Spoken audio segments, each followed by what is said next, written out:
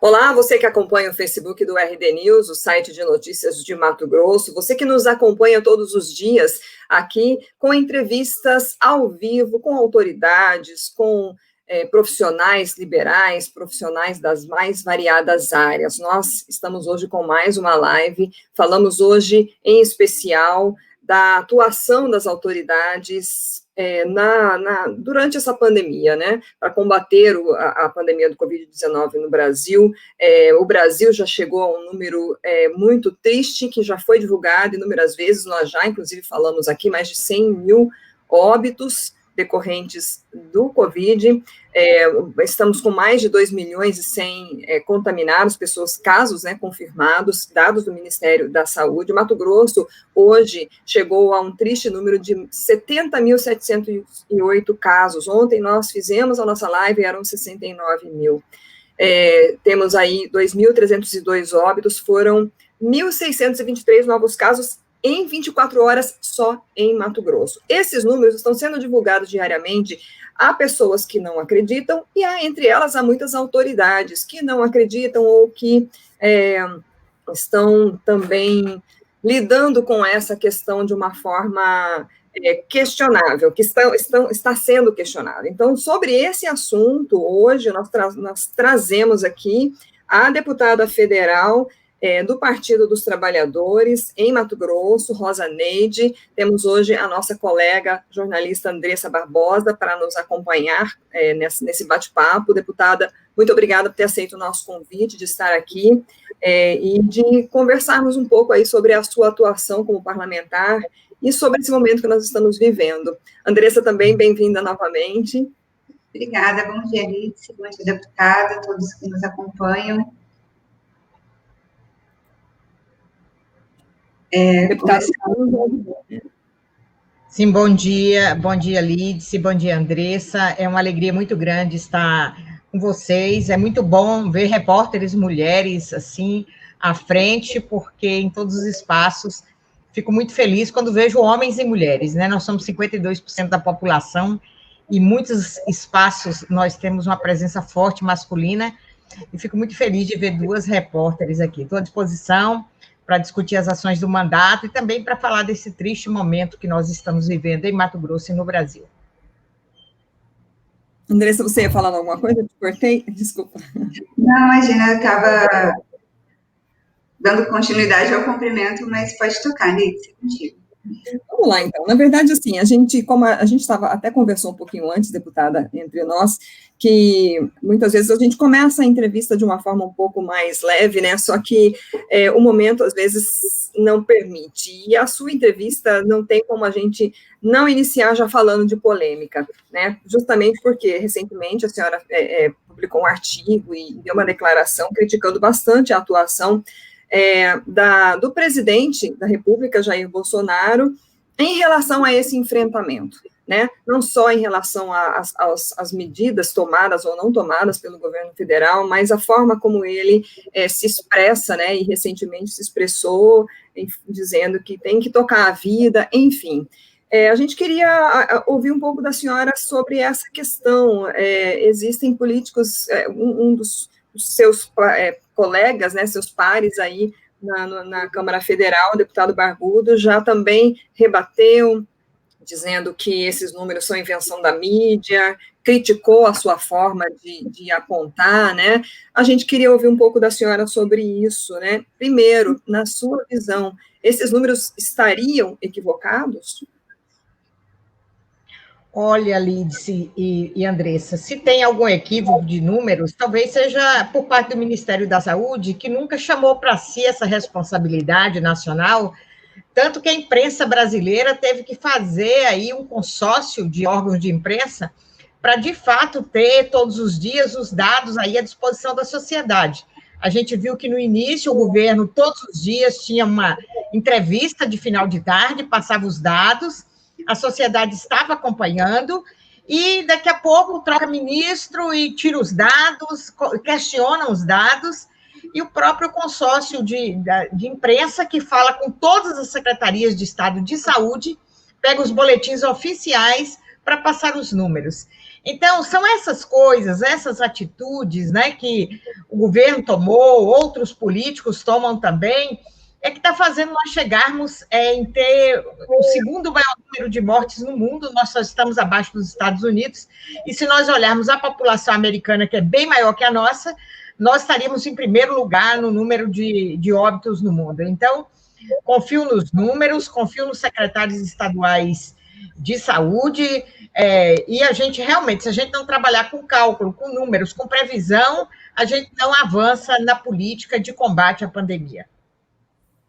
Seu colega, deputado Nelson Barbudo, ele faz críticas, assim, se referindo à senhora como uma oposição assassina e hipócrita, né? É um termo muito forte.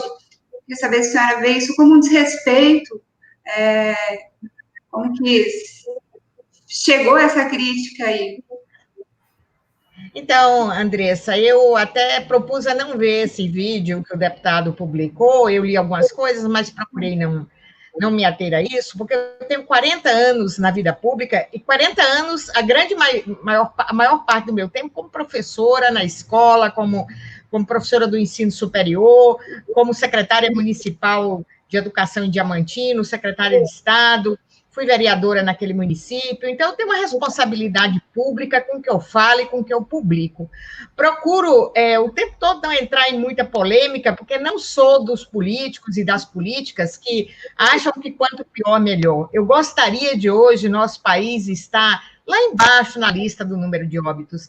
Eu gostaria que o nosso Estado tivesse um total controle. Nós só temos 3.200.000 habitantes, então eu gostaria que nós tivéssemos em total controle, que a gente tivesse em paz, que as nossas famílias estivessem vivendo em segurança. Era isso que eu gostaria. Não gostaria de publicar nada dizendo de coisas negativas, porque isso não faz bem a ninguém. Mas se nós não publicarmos os números, não tivermos seriedade com esse momento, nós temos analistas aí, o mesmo analista que publicou, que é da Universidade Federal de Ribeirão Preto, que publicou que nós teríamos 100.000 mortos até final de agosto, já publicou que até meados de outubro nós teremos 200. Eu espero que ele erre, eu espero que esse cálculo dele não esteja correto, mas ele acertou o primeiro cálculo, assim como acertou a Universidade de Massachusetts, que avaliou o Brasil, a Escola de Medicina da Inglaterra, que também avaliou o Brasil. Então, assim, todos avaliam que o país que mais desorganizou o atendimento foi o nosso. Então, eu não me preocupo muito com o que um colega parlamentar fala, porque, assim, eu sou a única mulher parlamentar no governo federal, na bancada federal.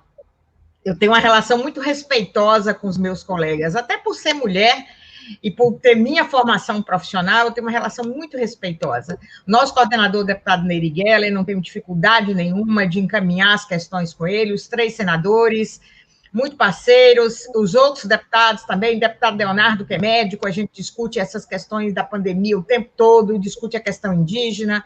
Então, assim, eu não me preocupo com uma pessoa que desentoa da maioria. Então, eu prefiro seguir o meu caminho, fazendo o meu melhor, trabalhando dia e noite, né, como eu sempre fiz na minha vida, 40 anos, no trabalho, sempre acordei às 6 da manhã e dormi à meia-noite, e continuarei fazendo assim, porque esse é o desafio que está à frente, né?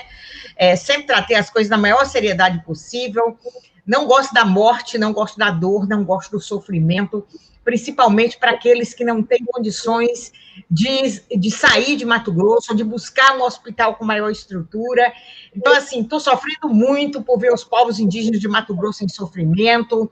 Fiz reunião com o governador do estado, fiz reunião com todos os prefeitos do Araguaia, falei com o secretário nacional que é do governo Bolsonaro, o secretário Robson veio aqui no gabinete do governador, estava lá eu e o deputado Nery fazendo reuniões, acompanhei todas as ações, sou do grupo de trabalho que a Casa Civil do governo do estado fez, daqui a pouco tem uma reunião com a Casa Civil para tratar da saúde indígena. Então, não faço oposição por oposição, não sou uma oposição negativa.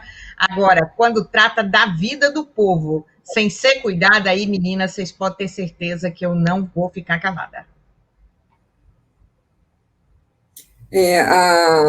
Uma das suas críticas, a senhora falou que o presidente foi o responsável direto por essas mais de 100 mil vítimas fatais, né?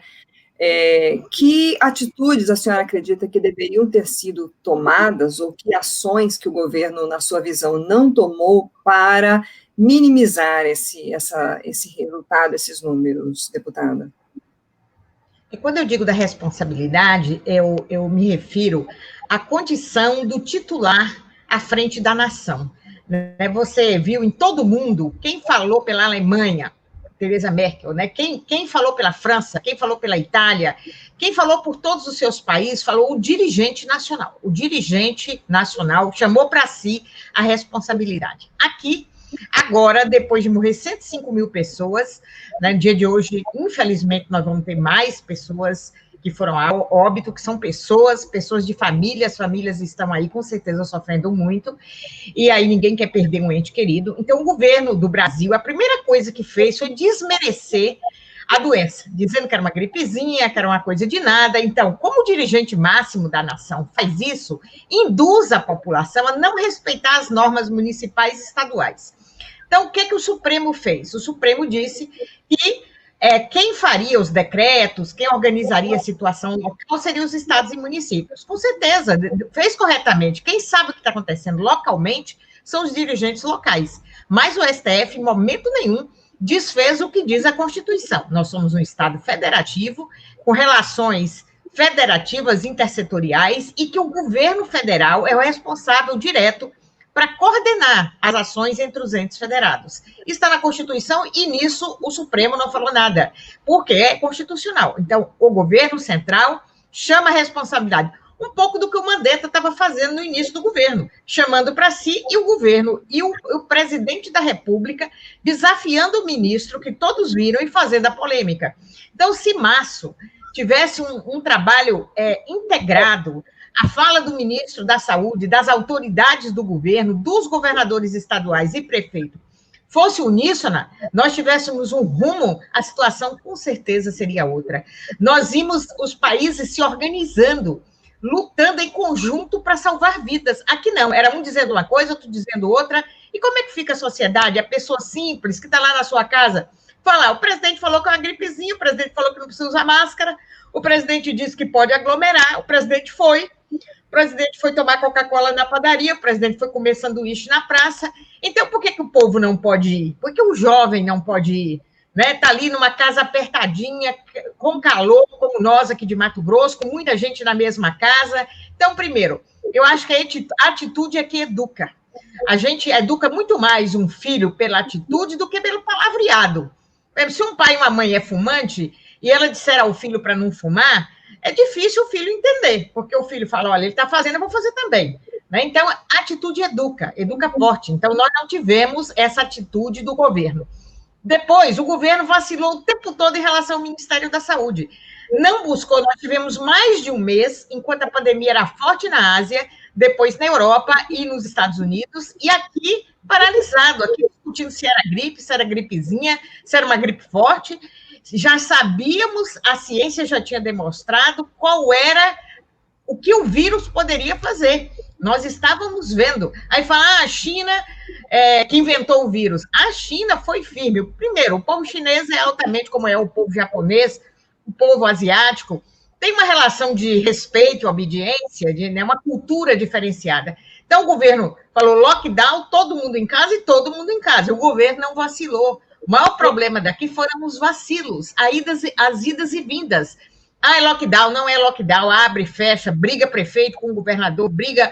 E o presidente da República era o pivô disso tudo. O que aconteceu agora? Agora ele calou-se por outras situações, não pelas mortes, porque ele nunca se preocupou com isso, ele disse toque adiante, né? Não foi pelas mortes, ele calou-se por outras coisas que a gente pode falar. Então, o que eu atribuo é assim, os governadores foram sozinhos, como foi o caso de Mato Grosso, comprar equipamento na China. Essas compras têm que ser compras integradas, articuladas, via governo central.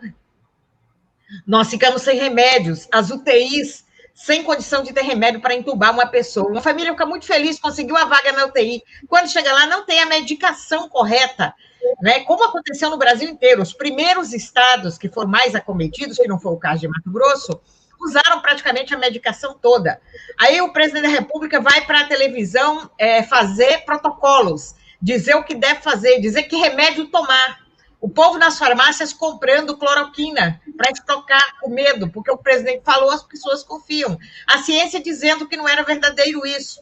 Então, o governo não planejou, não organizou, tinha o dinheiro, tanto que distribuiu depois que a Câmara aprovou e o Senado, o governo distribuiu o dinheiro. O problema não foi o dinheiro, o problema foi a falta de planejamento, foi a desorganização, foi minimizar os impactos que o vírus traria. Tudo isso fez com que chegássemos onde chegamos. Deputada, ainda com essas críticas e com a postura do presidente diante da crise de saúde pública, o presidente tem sido bem avaliado, né? Na última pesquisa, ele até caiu a rejeição. E coincide com recentes obras que ele tem inaugurado, né? Tem demonstrado adotar uma nova estratégia de diálogo com a sociedade, né? Ele tem ido inaugurar obras, inclusive, de uma ponte avaliada em 5 milhões. Não que não seja uma obra relevante para a sociedade, mas que, enfim, não era o perfil que se via até então, indo até o Nordeste, onde ele não teve um bom desempenho nas urnas. E a gente vê um Bolsonaro, talvez com um populismo de direita, se a gente poderia se referir assim.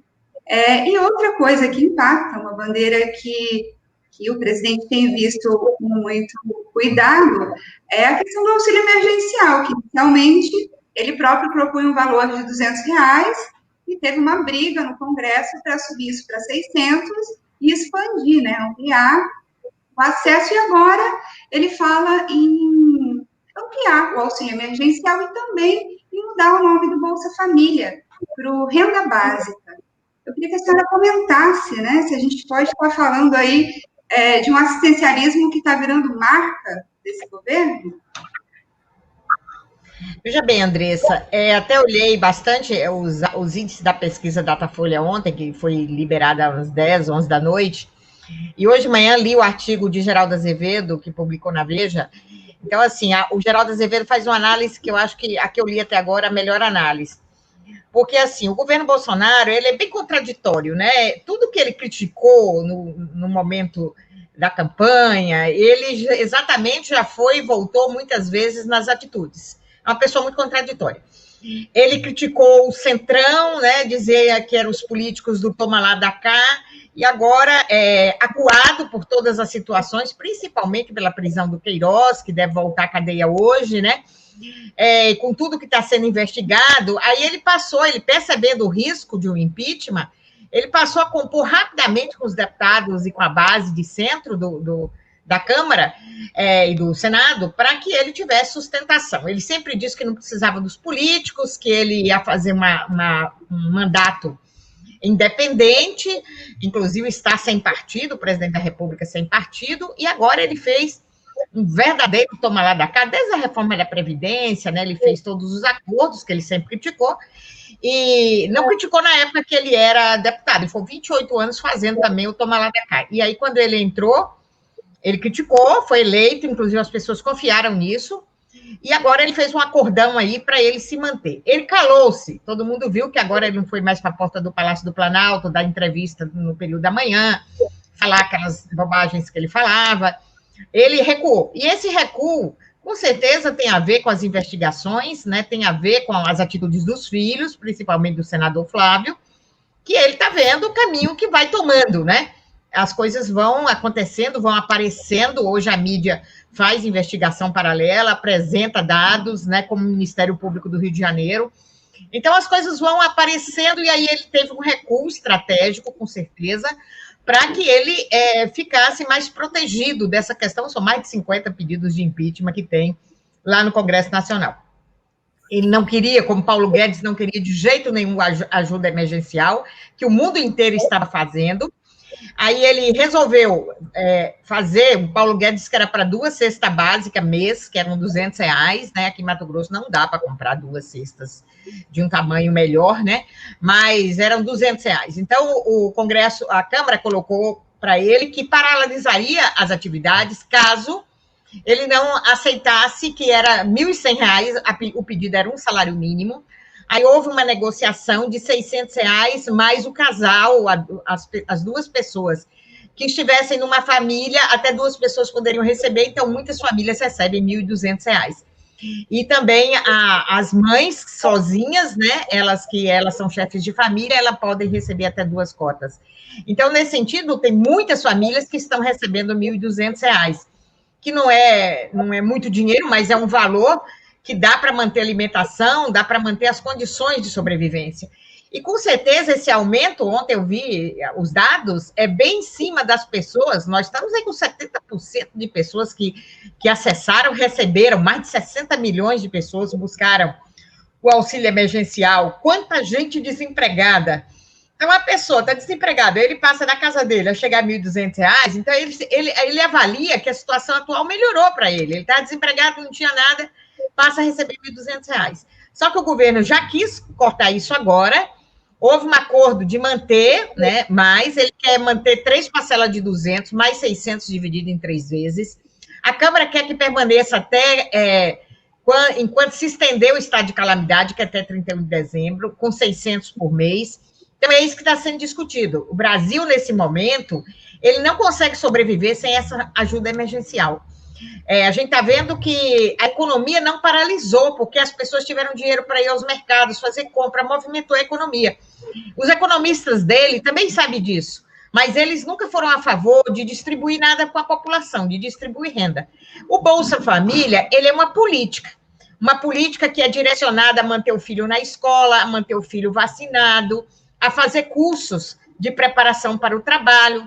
E aí ele quer agora um Renda Brasil. Tanto que no recurso da educação do Fundeb, eu sou da mesa diretora do Fundeb, nós éramos em 5 deputados que lutamos o Brasil inteiro para ver o Fundeb aprovado. Na última hora, ia aprovar na segunda, na quinta-feira à noite, ele fez uma proposta de, por dentro do Fundeb, pegar 5% dos recursos da educação e passar para essa Renda Brasil, para passar para as famílias mais empobrecidas com o dinheiro da educação. Se nós não mobilizássemos o país inteiro, ele tinha feito isso, ele partiu para cima, mas os professores, os estudantes, né, os secretários de Estado de Educação municipais, todo mundo falou muito com os deputados o final de semana inteiro, e a gente conseguiu tirar essa loucura de que o governo estava propondo. Então, assim, essa subida, e também o silêncio dele em função de temer as investigações, né, ele que invadiu o STF e tal, passou a mediar deputadas que era líder, a deputada Bia Kiss, por exemplo, que era vice-líder,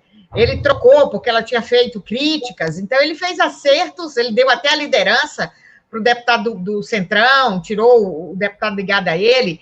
Então, assim, ele fez alguns recuos estratégicos neste momento, a gente sabe que a questão da renda emergencial ajudou a população a entender que a vida dele melhorou um pouquinho, e a Câmara e o Senado trabalharam fortemente para que isso acontecesse, isso não foi da vontade dele, mas isso a gente tinha certeza que esse dado ia acontecer, porque a pessoa que estava sem dinheiro para comprar o alimento agora recebe ou 600 ou 1.200 em casa, tem esse olhar. Só que a gente sabe que ele não quer mais continuar, ele quer cortar, e aí as atitudes seguintes, nós veremos as próximas pesquisas.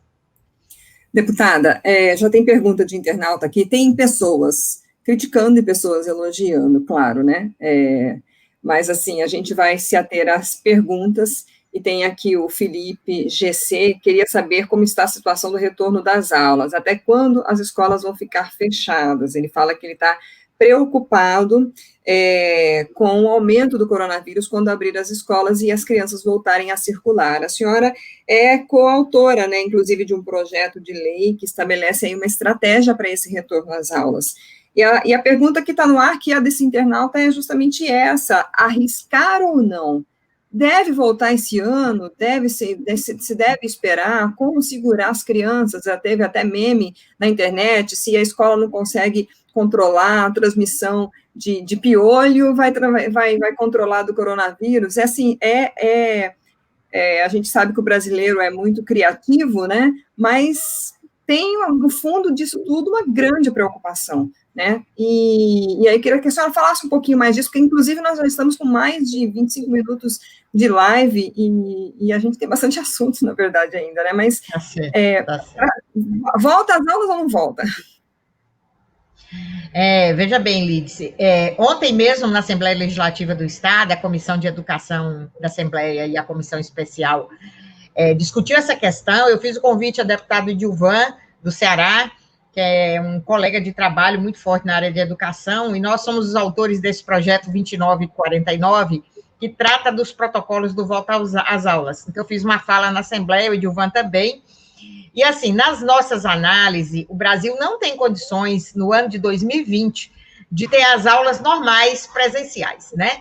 E eu também, como professora, e como cidadã e como mãe, se eu tivesse filhos na idade escolar, eu estaria muito preocupada, porque, principalmente as famílias que têm mais carência, ela não tem equipamentos, estrutura, para que o filho, nesse momento, esteja estudando, né? Então, ninguém contava com essa pandemia, ninguém tinha uma bola de cristal para saber que essas coisas iam acontecer. Mas a gente já vai para o 6º mês. Então, o governo também não colocou a educação na agenda. Os governos, de uma forma geral, eu acho que tem que colocar a educação na agenda e não colocou. Eu acho que voltar presencial, você veja, ninguém colocou mais pia na escola, ninguém estruturou sala de aula, as salas com ar-condicionado não foram abertas janelas para que o ambiente possa ficar ventilado, como é orientado pela Organização Mundial de Saúde e pela Fiocruz. A Fiocruz fez um protocolo orientativo, né? Instalar álcool em gel nas portas da sala, comprar máscara para todos os estudantes, testar os estudantes semanalmente, é essa orientação que a Europa faz, que a Ásia faz. Então, se tem teste, se tem aumento de alguma contaminação, suspender, também avaliar quais são os bairros ou as cidades que já têm condições de fazer algum trabalho presencial. Então, nós não temos diagnóstico, nós não temos esses encaminhamentos. O país que menos testa no mundo é o Brasil. Veja o número de testes que nós temos por 1 milhão de pessoas. É o menor do mundo. Então, nesse sentido, como é que professores também, um grande número com mais de 50, 60 anos de idade, pessoas hipertensas, diabéticas, todos teriam que ser substituídos porque é grupo de risco. Como é que a gente vai fazer para estar presencialmente na escola? Uma criança vem para a escola, mas em casa ficou um avô, uma avó, uma mãe, um pai. E se a criança, às vezes, fica assintomática, mas ela leva a transmissão para casa. Então, nesse sentido, retornar às aulas nesse momento é muito complexo, mas nós não teremos um novo normal tão cedo, enquanto não tivermos vacina. É uma vacina que dê conta realmente, que seja uma vacina com confiança, a população não vai poder ter tranquilidade, né? As escolas, vamos supor que em 2021, para receber os alunos, tem que estar estruturada para isso, né? Orientada e estruturada para isso.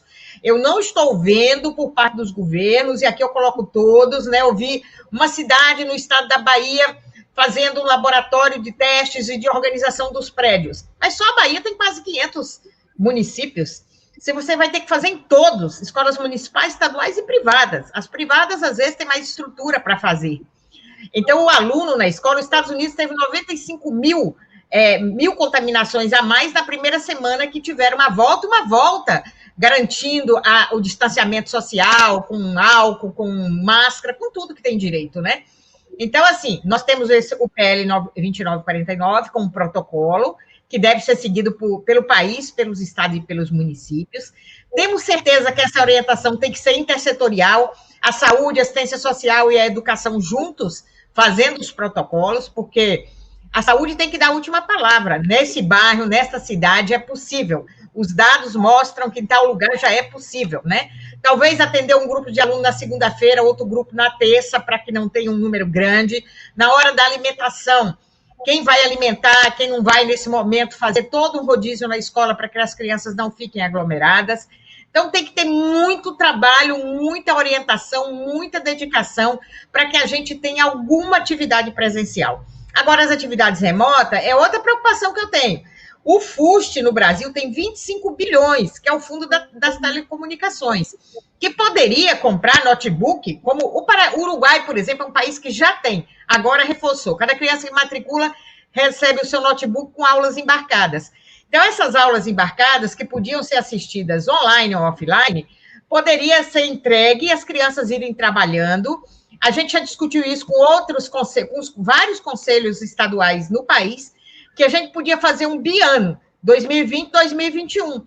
Em 2021, as coisas estando melhores, os alunos teriam maior número de aulas, maior número de horas aulas. E aí, recuperando esse ano, e a avaliação do final do ano de 2021 seria atribuída também a 2020. Então, o aluno prosseguiria, porque ele faria mais tempo de aulas em 2021. Então, tem formas, tem alternativas, mas tem que ter muito diálogo, muita discussão, porque nós não podemos colocar a sociedade em risco, mais uma vez. Falando, respondendo a nossa pergunta, infelizmente eu não sei. Então, estamos tentando resolver aqui. Tá? Bem, né, ouvindo aí a deputada federal, Rosaneide. Deputada, tá me ouvindo bem? Seu microfone está no mudo agora. Deixa eu ver se eu consigo tirar aqui. Não. Isso. A gente teve uma variação aqui que na minha tela sumiu tudo. Estou até perguntando aqui para a Deise se aconteceu isso na nossa transmissão. A gente mantém, continuamos, então, ao vivo. Não sei se na transmissão ocorreu, a gente estava ouvindo a senhora e a tela sumiu, mas eu acho que a gente pode, 30 minutos, a senhora estava falando sobre, para finalizar essa questão da educação, né, está em tramitação, então, o PL 2949, né? A senhora quer concluir que houve essa quebra um pouco de... Não, rapidamente, dizer que o PL, não sei se vocês eu ouço vocês bem. Estão me ouvindo? Andressa, me ouve? Estou ouvindo bem. Tá, eu acho que é mais ali no da Lídice, né, que eu vejo, não sei se é o meu também. Então, o 2949 está na pauta, para ser votado na terça-feira, e ele tem toda uma orientação de quais são os protocolos que os estados, os municípios e o governo federal devem fazer para que a gente tenha alguma possibilidade de atividades presenciais. Nós, com certeza, esse ano não é recomendável, nem a Fiocruz, nem a Organização Mundial de Saúde, nos patamares que estamos, de ter aulas presenciais. Nós podemos ter algumas atividades em locais específicos. A equipe que está saúde, educação, assistência social, tem que avaliar se um bairro, uma cidade pode ter ações presenciais. Alunos que vêm na segunda não virão na terça, diminuir o número para a frequência na escola. Na hora da alimentação, alimentar talvez na sala de aula, respeitando o distanciamento social, mas com algumas atividades. O que eu disse no final é assim, nós estamos discutindo no país a possibilidade de ter um calendário bianual. Os alunos estudariam 2021 com carga horária maior. Você teria que ter um professor de apoio para as crianças que vêm de manhã, no outro período, eles terem um apoio, um reforço. E ao final do ano 2021, a avaliação atribuída aos alunos também seria atribuída a 2020. Trazer o currículo que não foi visto em 2020 para ampliar o tempo em 2021. Nesse sentido, os alunos não terem prejuízos no seu ano escolar. Em Mato Grosso, em parte, né, das aulas já retornaram, mas semipresencial, né? O aluno tem a opção de escolher pela apostila, que ele estudaria em casa, entregaria a apostila na escola, os professores corrigem, ou pelas aulas online.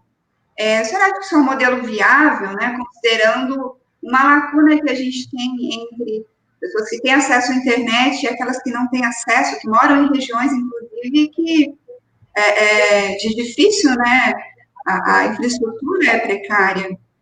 A senhora acha que esse modelo de educação ele é inclusivo, ele é democrático? O que a gente pensar, né, já que vivemos uma pandemia? Então, inclusive democrático não é porque a tecnologia, por exemplo, ela não é inclusiva e ela não é democrática. No Brasil, poucos têm acesso ainda, né? Poucos. E aí, eu acho que todas as atitudes que estão sendo tomadas são atitudes paliativas, na tentativa de fazer alguma coisa. Isso não pode ser contada como aula, porque vai ser para uns e não vai ser para outros. A minha preocupação muito grande é o fosso que se está abrindo cada vez mais entre os que podem e os que não podem.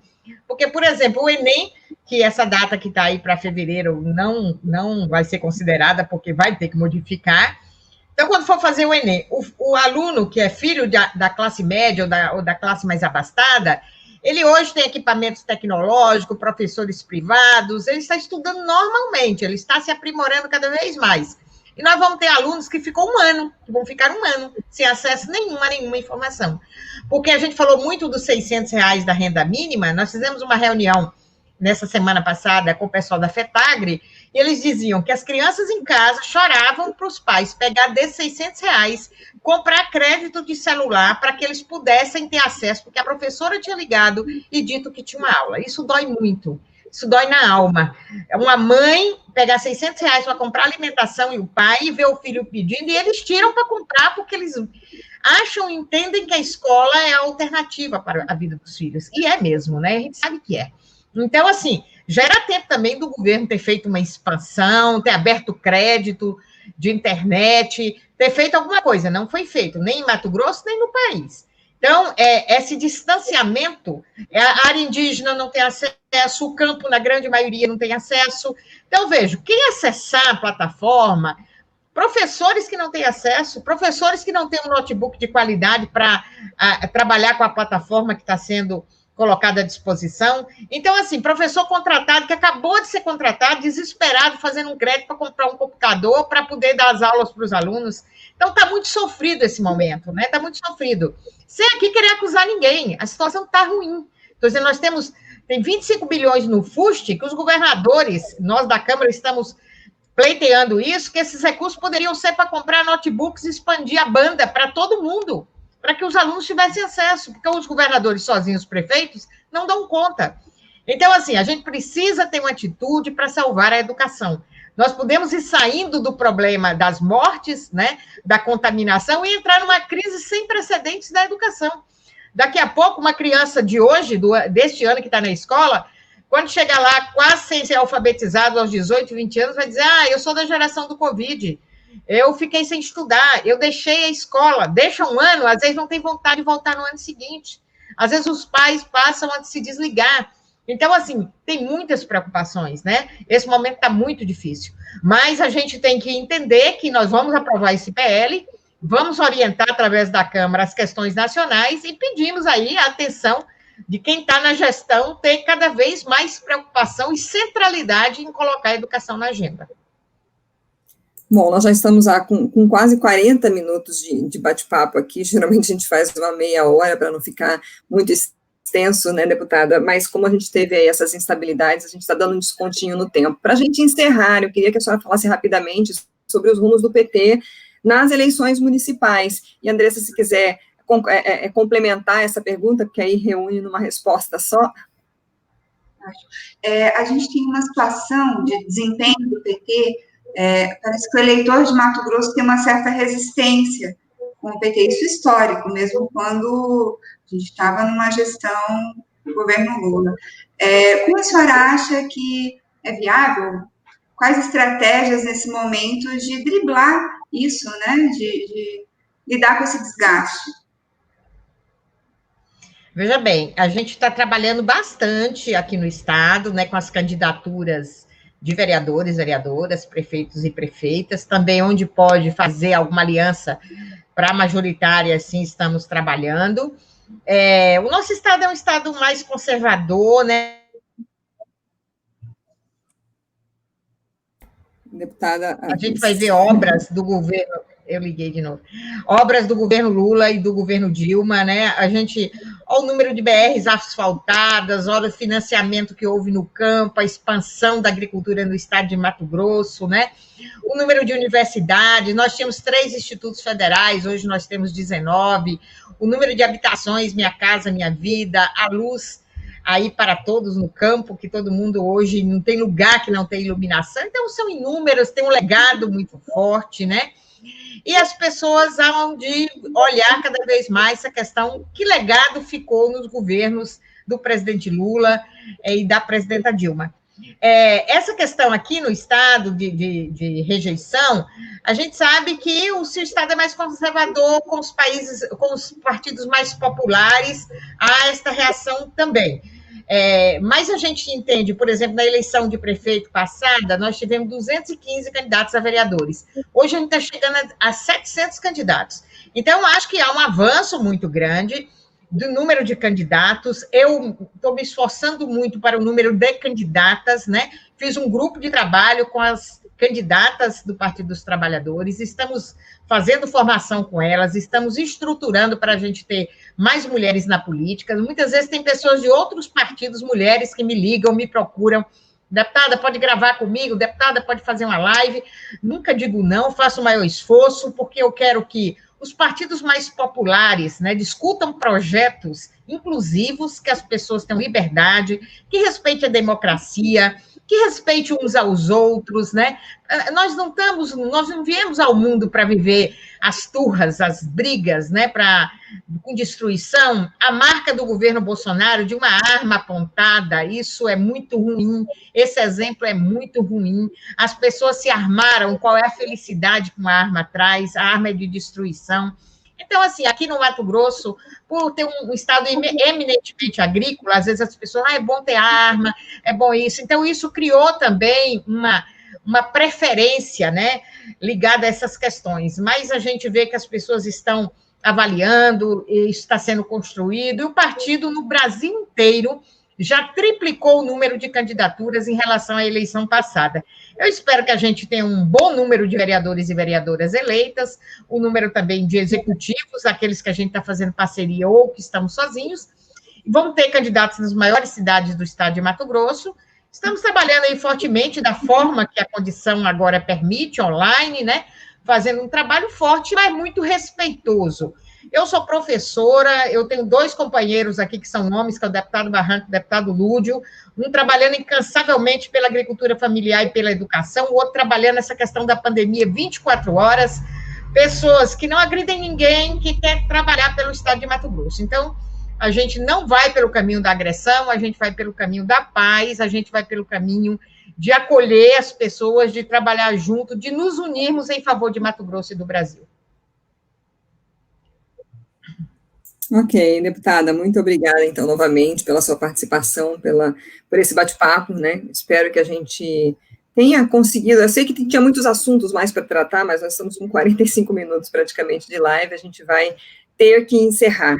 Mas a gente agradece muito. Essa entrevista também vai estar disponível daqui a pouco no canal do YouTube do RD News e também lá no destaque do RDTV no próprio site RD News. Tem gente nos assistindo ao vivo pelo site.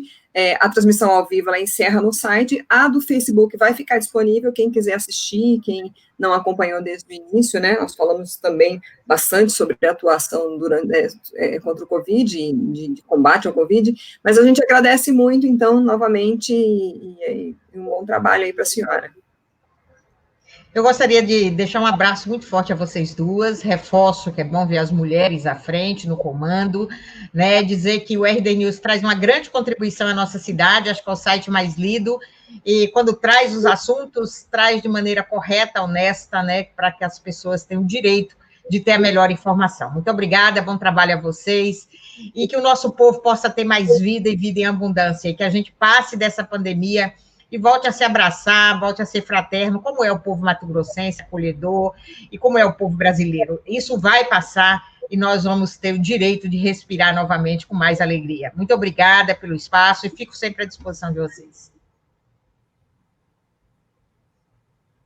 Muito obrigada também, deputada. Muito obrigada, Lindsay. E até a próxima conversa. Até a próxima, então.